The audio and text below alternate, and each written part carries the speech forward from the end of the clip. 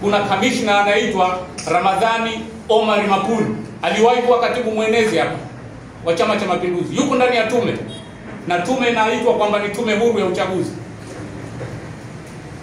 Kwa hiyo huu ni mchezo wa kitoto ambao CCM wanacheza, na Chadema tumeshaweka kwenye kona, wako bondeni sasa hivi wanatafuta namna ya kujinasua. Na ikiwa mtoshiriki uchaguzi, mna mpango wa kuiunga mkono ACT Wazalendo? Suala la nafasi ya ACT Wazalendo na nguvu yake Zanzibar, hiyo ni fact.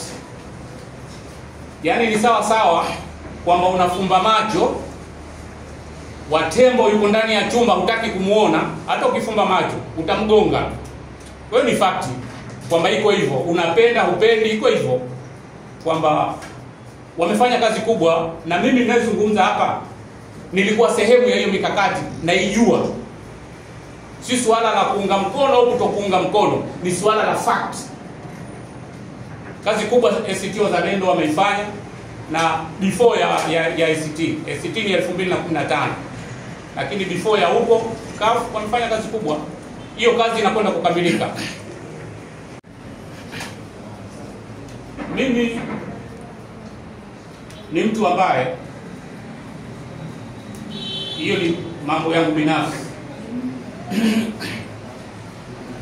siamini katika mivutano ya siasa za Zanzibar, chuki na hasadi ambazo zinaendelea. Mimi ni mwanaharakati wa vijana muda mrefu, na kama kuna watu ambao hawajui, kuna shirika lisilo la kiserikali la vijana Zanzibar, unaitwa Zanzibar Youth Forum. Mimi ni mmoja wa waanzilishi wake, na tulilianzisha hili shirika kwa sababu hiyo ya kwamba kuwaweka vijana pamoja, wasiwe na hizi chuki za kisiasa. Bahati mbaya wazee wetu waliokuwa wanatuongoza kwenye hivi vyama, hasa vya CCM na CUF wakati huo, basi kulikuwa kunapandikizwa chuki. Nimefanya juhudi kubwa sana ya kuhakikisha kwamba vijana wa Zanzibar hawachukiani kwa sababu ya rangi zao za chama, na ndio niliamua kuwa Chadema wakati huo. Wakati nimetoka ilikuwa 2014. Kipindi hiki kulikuwa kuna mchakato wa bunge la katiba linaendelea. Unakumbuka mchakato ulipokuja kukwama, wabunge wale wakatoka ndani ya bunge la katiba, wakaunda kitu kinachoitwa UKAWA, Umoja wa Katiba ya Wananchi Tanzania. Sawa? Chadema ikawa sehemu, CUF ikawa sehemu, ikawa Chadema, wakaungana sasa na wale ambao wanaleta chuki na misuguano wakati huo. Na mimi sikuwa muumini wa hilo, nikaingia ACT Wazalendo kabla haijasajiliwa, kwa sababu ya kutengeneza nguvu ya tatu ya kisiasa Zanzibar, jambo ambalo nimeliprove kwamba linawezekana, na nitatoa mfano wa hilo. Mnakumbuka 2012 kulifanyika uchaguzi mdogo wa jimbo la Uzini la mwakilishi uliomuingiza madarakani marehemu Ibrahim Raza.